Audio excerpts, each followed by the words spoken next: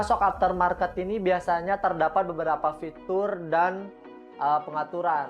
Ada preload itu untuk menyesuaikan berat badan dan beban. Kemudian ada rebound yaitu kembalinya posisi shock ke posisi semula setelah berada di tekanan. Pada shock tertentu juga terdapat kompresi dan tabung tambahan atau reservoir. Untuk pemakaian harian, biasanya preload dan rebound itu sudah lebih dari cukup. Fitur kompresi biasanya digunakan untuk touring atau untuk balap, tapi bisa juga dipakai untuk harian dengan modifikasi. Halo guys, kembali lagi bareng Mintek di channel Mortek Bali. Di video sebelumnya nih, Mintek tuh sering banget lihat kalian yang masih bingung buat nentuin shock aftermarket yang cocok buat motor kalian. Padahal shock aftermarket itu bukan cuma tampilan aja guys. Shock adalah komponen yang paling berpengaruh buat kenyamanan dan keselamatan berkendara. Salah pilih shock bisa bikin motor kalian makin limbung, keras, bahkan berbahaya. Jadi sebelum kalian memilih shock aftermarket, ini ada beberapa hal yang perlu dan wajib kalian perhatikan sebelum membeli shock aftermarket. Yang pertama, sesuaikan dengan tipe motor kalian.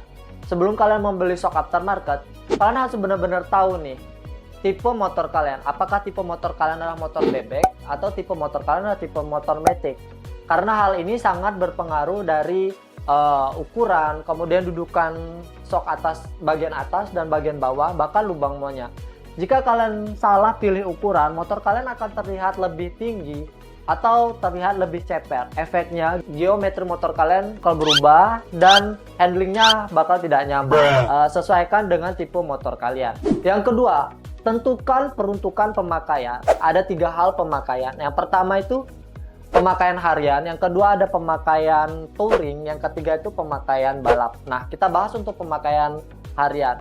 Jika motor ini dipakai untuk harian, kalian perlu memilih shock aftermarket yang nyaman, terus itu yang stabil walaupun di jalan yang rusak. Sedangkan untuk touring ini biasanya dipakai untuk perjalanan yang cukup jauh dan melalui medan yang berubah-ubah. Jadi kalian perlu memilih shock aftermarket yang kuat, terus itu tahan terhadap panas supaya handling dalam perjalanan jauh lebih aman. Nah, untuk yang terakhir, penggunaan pada motor balap. Penggunaan shocknya biasanya pada kecepatan RPM yang sangat tinggi ya. Jadi kita perlu shock yang kokoh, kuat, dan responsif. Karena hal ini berpengaruh untuk handling saat berada pada tikungan ya. Buat kalian jangan sampai salah pilih. Tentukan penggunaan pemakaian entah itu harian, buat touring atau balap. Jadi jangan sampai salah pilih shock aftermarket. Ketiga, pengaturan fitur pada setelan shock. Pada umumnya shock aftermarket ini biasanya terdapat beberapa fitur dan pengaturan. Ada preload itu untuk menyesuaikan berat badan dan beban. Kemudian ada rebound yaitu kembalinya posisi shock ke posisi semula setelah berada di tekanan. Pada shock tertentu juga terdapat kompresi dan tabung tambahan atau reservoir. Untuk pemakaian harian, biasanya preload dan rebound itu sudah lebih dari cukup. Fitur kompresi biasanya digunakan untuk touring atau untuk balap, tapi bisa juga dipakai untuk harian dengan modifikasi tertentu. Nah, keempat, kualitas material dan konstruksi. Bahan yang digunakan pada shock aftermarket biasanya itu berbeda dengan shock bawaan motor. Mungkin kita sering mendengar nih, apa itu aluminium alloy?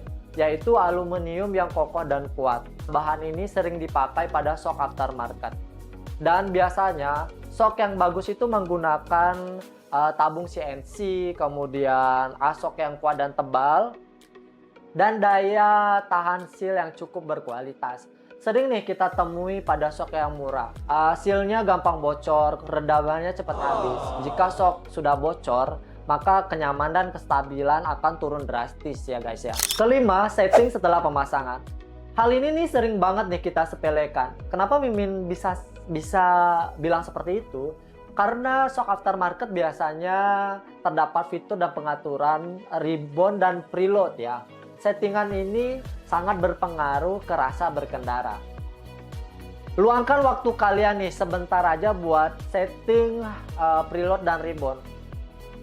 Untuk menyesuaikan berat badan dan beban bahkan gaya riding kalian. Jika shock kalian terlalu empuk, ini berpengaruh terhadap motor kalian, maka motor kalian akan gampang limbung saat tikungan. Jika settingannya terlalu keras, ini akan berpengaruh ke ban motor ya. Ban motor akan gampang slip. Jadi jangan sampai salah atau jangan sampai diabaikan untuk pengaturan ini. Yang terakhir, sesuaikan dengan budget dan kebutuhan. Shock yang mahal itu belum tentu bisa untuk semua motor guys. Tapi kali ini ada harga ada kualitas. Ya benar sih memang seperti itu. Tapi jangan lupa juga sesuaikan dengan kebutuhan ya. Mending kita pakai shock yang harganya menengah tapi sesuai dengan kebutuhan kita, daripada shock yang mahal tapi fitur-fiturnya ini nggak kepake guys. Jadi kan mubazir. Sebenarnya hal ini sebagai pengingat sebelum kita membeli shock aftermarket. Nah, itu dia cara untuk menentukan shock aftermarket yang cocok buat motor kalian. Kesimpulannya, memilih shock aftermarket itu bukan soal gaya aja, tapi soal kenyamanan, kestabilan, keamanan. Jadi sebelum kamu membeli shock aftermarket, pastikan dulu apa yang kamu butuhkan. Jika kamu ada pertanyaan, silahkan tulis di kolom komentar. Jangan lupa like, share, dan subscribe. Dan nantikan konten-konten kita selanjutnya. Terima kasih. Bye-bye.